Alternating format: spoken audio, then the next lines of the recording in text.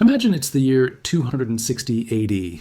You're a grain merchant in the Roman province of Egypt. You've been in this trade for 30 years. Your father was in this trade, his father before him. This morning, a centurion hands you payment for 3 months of wheat rations for a garrison near Alexandria.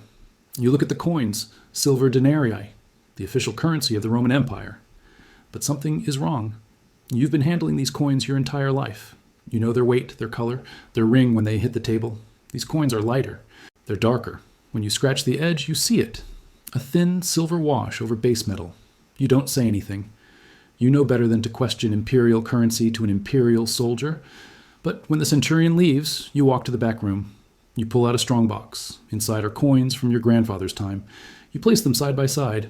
The old coins are pure silver. The new coins are bronze with a silver coating. In that moment, you understand something that will take historians 2,000 years to fully document. You are not witnessing a financial decision. You are witnessing the slow death of a monetary system, and you are one of the first to notice. This is not a story about Rome, not really. This is a story about what happens to every monetary system in history once it crosses a certain threshold. And the pattern is so consistent, so predictable, that once you see it, you cannot unsee it. Monetary systems do not die in explosions. They die in dilutions. They die in small decisions that each seem reasonable in isolation. A little more spending here, a little less backing there, an emergency measure that becomes permanent. The death is so slow that each generation normalizes the decay. Your parents remember when money was worth more, but they adjust. You adjust. Your children will adjust. Until one day there's nothing left to adjust to. This isn't theory. It's documented history. It happened in Rome. It happened in France. It happened in Weimar Germany. It happened in Britain. It's happened in Argentina 4 times. It's happening right now in multiple countries you could name. The question is not whether monetary systems fail. The question is, what phase of failure are you living in, and do you even recognize it? When most people think about currency collapse, they imagine a dramatic event, a stock market crash, a bank run, a government overthrown, images of wheelbarrows full of worthless paper, breadlines, chaos in the streets. That's the Hollywood version. The real process is almost entirely invisible to the people living through it. Here's what people actually experience during the slow death of a monetary system. Gradual price increases that are always explained by something else. Supply chains, bad harvests, corporate greed, foreign enemies. A constant sense that you're working harder but getting less. The quiet disappearance of options that used to exist. Pensions that used to be enough. Savings accounts that used to grow. Homes that used to be affordable. Each of these is explained individually. Each has a proximate cause that seems logical. Energy prices, labor shortages, global competition, policy mistakes by the other political party. What people almost never understand is that these symptoms are all connected. They are all expressions of the same underlying disease, the slow destruction of the unit of account itself. Here's what I mean. Money is not wealth. Money is a claim on wealth. It's a ledger entry, a promise, an abstraction that represents real things, labor, commodities, productive capacity. When a monetary system is healthy, that claim holds its value over time. A day of your labor today should purchase roughly the same amount of goods as a day of your labor 10 years from now. Not exactly the same, but roughly. When a monetary system is dying, that claim erodes, slowly at first, then faster, then all at once. But here's the part most people miss. For most of this process, the system still functions. Stores still accept the currency. Salaries are still paid. Mortgages are still issued. Everything looks normal. It's only when you measure the currency against hard assets, gold, land, commodities, productive enterprises, that you see the truth. The Romans didn't announce they were debasing the denarius. It just slowly became worth less. A baker in Rome in the year 100 AD could buy a loaf of bread for a certain amount. By 300 AD, the same loaf required 100 times more denarii. That's not a price increase. That's the death of a measuring stick. Let's be precise about the mechanics. Every monetary system in history has rested on one of 3 foundations: commodity backing, institutional trust, or military enforcement. Commodity backing means the currency is directly exchangeable for something physical: gold, silver, copper, salt. The currency is a receipt. You can redeem it. Institutional trust means the currency has value because people believe the issuing institution is competent, honest, and stable. This is how most modern currencies work.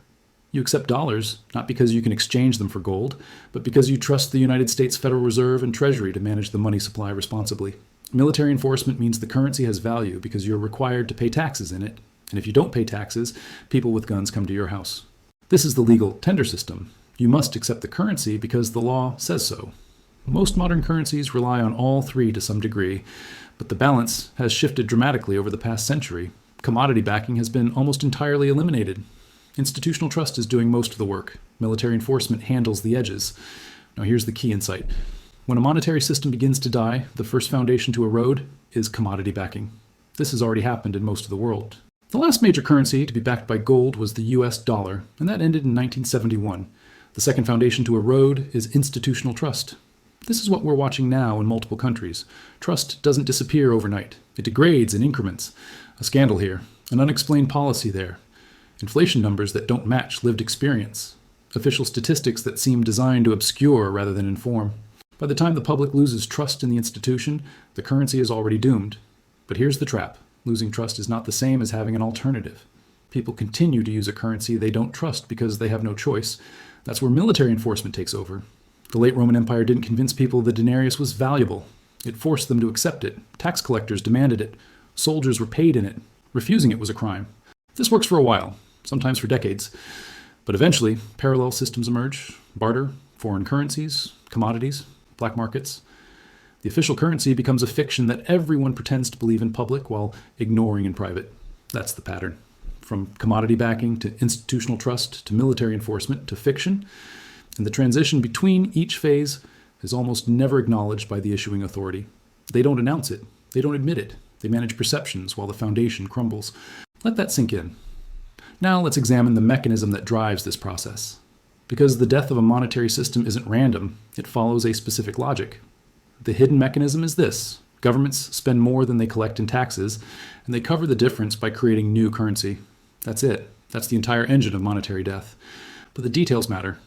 In a system with commodity backing, this is difficult to do.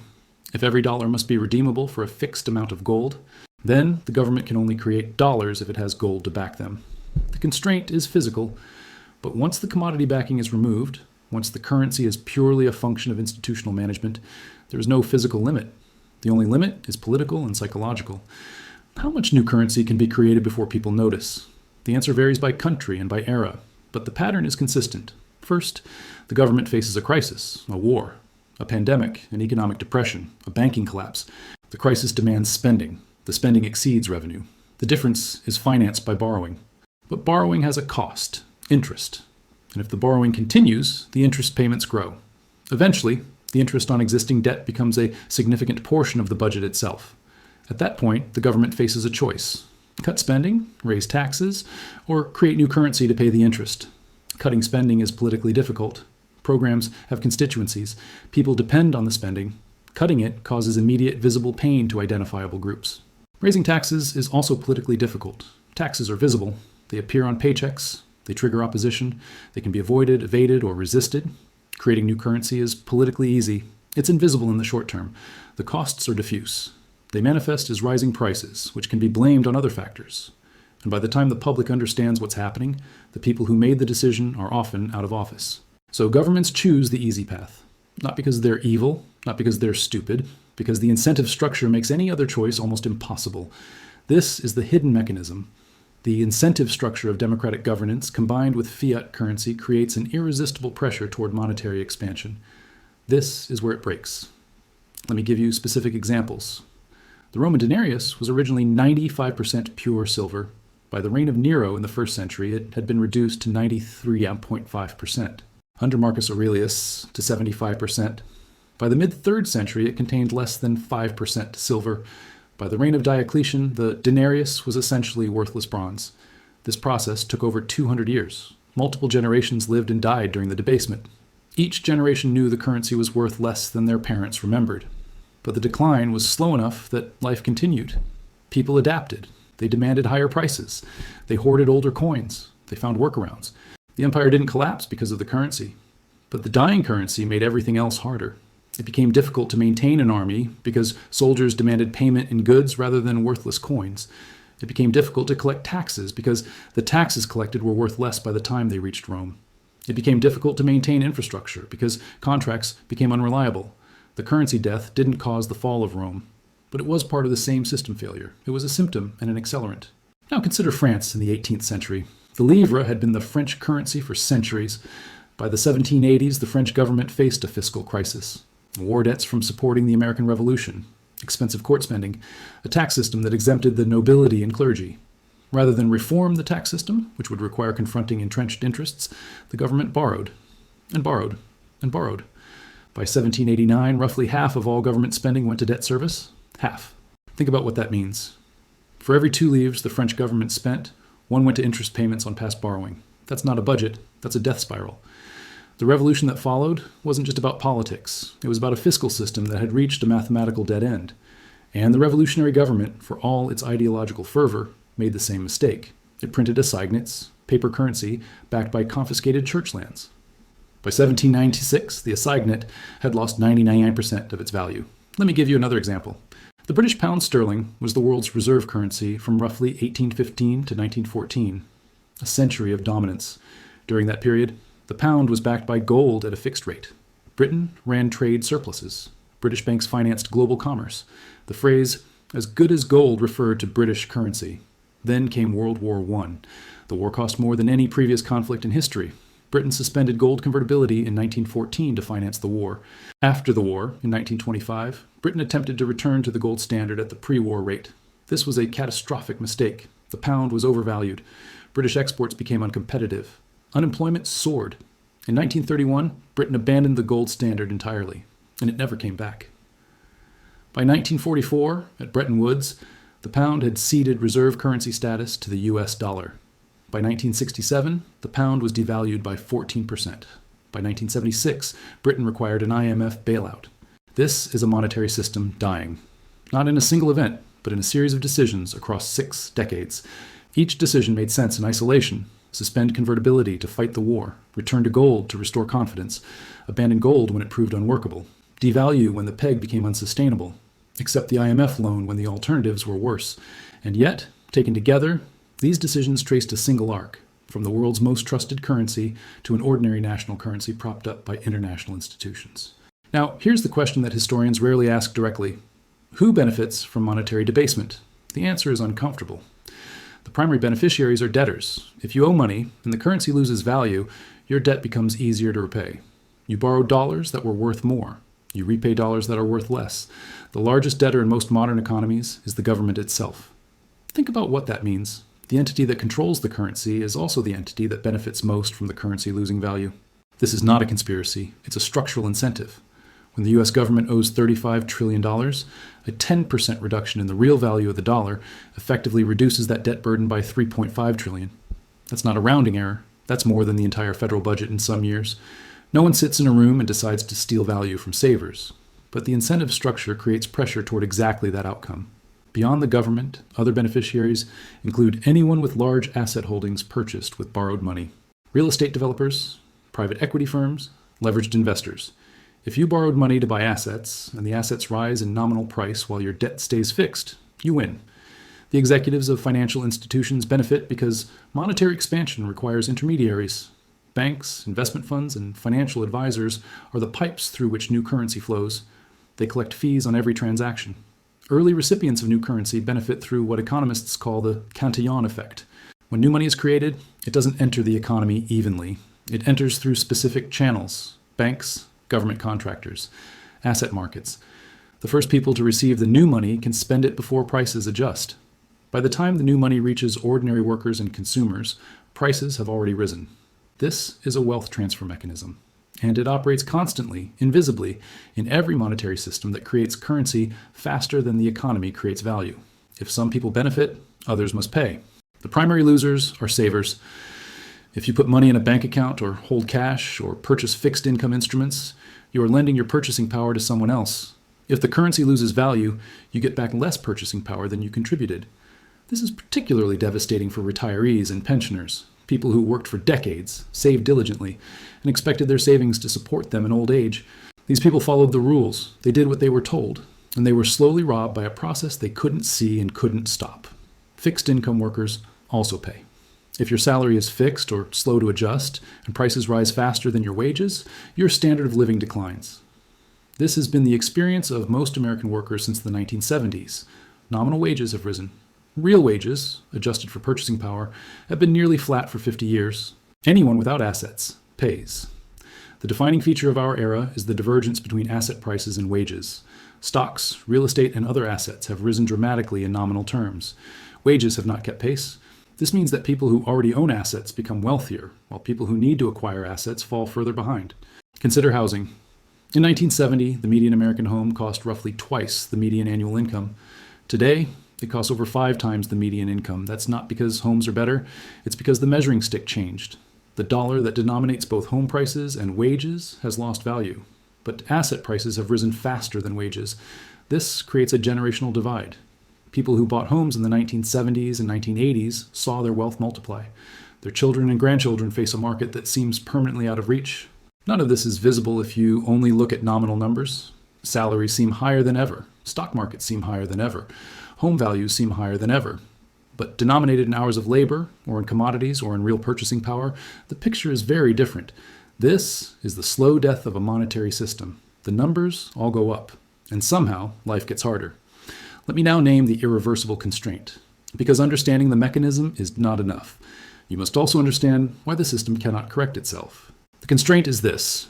Once a government has made fiscal commitments that exceed its capacity to fund through taxation, and once those commitments have become politically untouchable, the only remaining options are default, inflation, or restructuring. Let me break this down. Fiscal commitments are spending programs, entitlements, and debt service obligations that the government has promised. In the United States, the largest of these are Social Security, Medicare, Medicaid, and interest on the national debt. Together, these account for roughly 70% of federal spending. Capacity to fund through taxation means the maximum amount of revenue the government can realistically collect. This is not unlimited. If taxes become too high, economic activity declines, tax avoidance increases, and revenue actually falls. Economists debate where this limit is, but everyone agrees it exists. Politically untouchable means that changing these programs would cost elected officials their jobs. Social Security and Medicare are sometimes called the third rails of American politics. Touch them and you die politically. This is not hyperbole. Politicians who propose meaningful cuts to these programs lose elections. So here's the math. The federal government currently spends approximately $6.5 trillion per year. It collects approximately $4.5 trillion in revenue. The difference, roughly $2 trillion, is the deficit. That deficit is financed by borrowing, which adds to the debt, which increases interest payments, which increases next year's spending, which increases next year's deficit. The Congressional Budget Office projects that within 10 years, interest payments alone will exceed the defense budget. Within 15 years, they will exceed Medicare. This is not speculation. This is arithmetic. The interest compounds. The debt grows. The spending increases. The gap widens. And here's the constraint that makes it irreversible. The political system cannot change course. Cutting Social Security would alienate elderly voters who vote in higher percentages than any other age group. Cutting Medicare would alienate both elderly voters and the healthcare industry. Cutting defense would alienate defense contractors and the communities that depend on military bases. Raising taxes significantly would alienate businesses and upper-income voters. Every solution has a constituency that will punish the politicians who implement it. So the default option, the path of least political resistance, is to continue borrowing, continue spending, and allow inflation to slowly reduce the real value of obligations. This is not a policy. It's an inevitability. At this point, there are only 3 options. Default, explicitly refusing to pay obligations. This would destroy the government's ability to borrow, collapse financial markets, and cause immediate economic crisis. No politician will choose this. Restructuring, changing the terms of obligations, extending maturities, reducing payments. This is politically possible, but historically rare for major reserve currencies. It signals weakness and triggers capital flight. Inflation, allowing the currency to lose value so that obligations can be met in nominal terms while reducing the real burden. This is invisible, diffuse, and deniable. It's the path of least resistance. That's the trap. The constraint is not financial. It's political.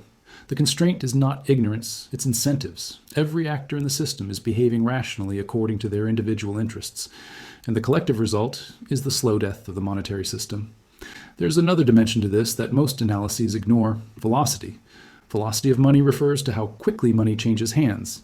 If I pay you, and you pay someone else, and they pay someone else, that's velocity.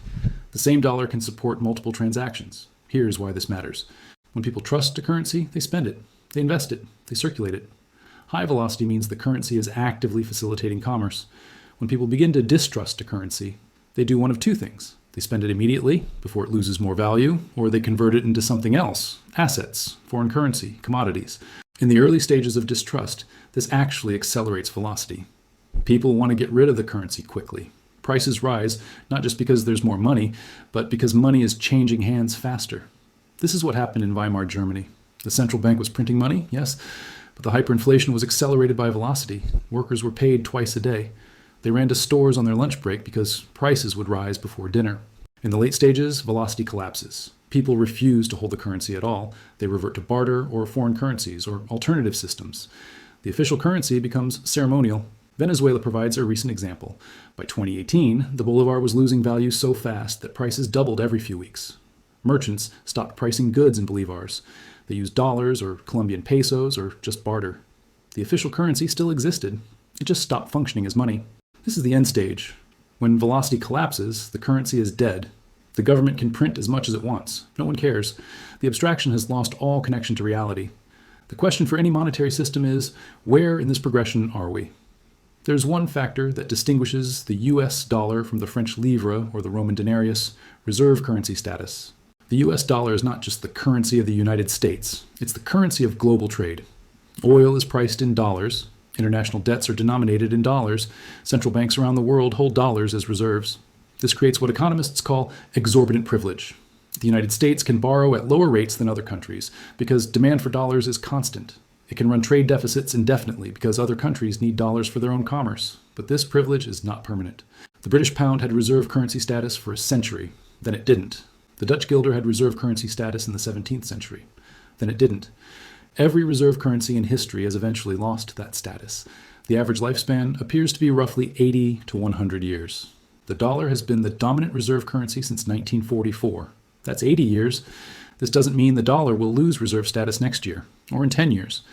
But the pattern suggests it will happen eventually, and when it does, the transition will be painful. Here's why. Reserve currency status suppresses the consequences of monetary expansion.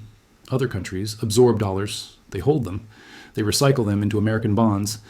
This provides constant demand that masks the true extent of currency creation. Without reserve status, that demand disappears. Dollars held abroad come home. Inflation that was exported now stays domestic. Borrowing costs rise because foreign buyers are no longer subsidizing American debt.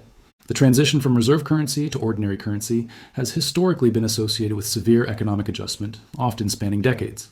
Britain experienced this from 1914 to 1976. Repeated currency crises, industrial decline, relative impoverishment, loss of geopolitical influence. No one can predict when this will happen to the dollar, but the mechanisms are well understood, and the historical pattern is clear. How do you know when a monetary system is dying? The early indicators are subtle. Divergence between official inflation statistics and lived experience. Rising prices for essentials, housing, healthcare, education, that outpace reported inflation. Increasing public awareness of central bank policy, which usually indicates that the policy is beginning to fail. The middle indicators are more visible. Loss of confidence in official institutions. Increased demand for hard assets, gold, real estate, commodities. Capital flight. Wealthy individuals moving money offshore. Rising interest rates as lenders demand compensation for currency risk. The late indicators are obvious, but too late to act on. Currency substitution. People using foreign currencies for domestic transactions. Price instability. Prices changing faster than menus can be reprinted. Political instability. Governments falling over economic mismanagement. Finally, monetary reform. The introduction of a new currency, usually at a fraction of the old currency's value. The challenge is that these phases can last decades. Argentina has been experiencing monetary dysfunction since the 1980s. It's still happening. The system doesn't collapse, it degrades. And during the degradation, life continues. People adapt. They find workarounds, they adjust expectations. Each generation accepts a new normal that would have been unthinkable to their grandparents. This is the nature of slow death. It's survivable in the short term. It just erodes everything over the long term. Let me bring this back to the present. Since 2008, the world's major central banks have created unprecedented amounts of currency. The Federal Reserve's balance sheet has grown from roughly $800 billion to over $7 trillion. The European Central Bank, the Bank of Japan, and the Bank of England have followed similar paths. This is not normal. In historical terms, this is an extraordinary experiment. The justification has been crisis response, the 2008 financial crisis, the European debt crisis, the COVID pandemic. Each crisis demanded monetary expansion, and after each crisis, the expansion was not fully reversed. The result is a monetary system that now depends on continued expansion to function. Interest rates cannot be normalized because the debt levels are too high. Balance sheets cannot be reduced because asset markets are too fragile. The system requires constant injection of new currency just to maintain stability. This is not a partisan observation, it's a mechanical description. The engine requires fuel to keep running.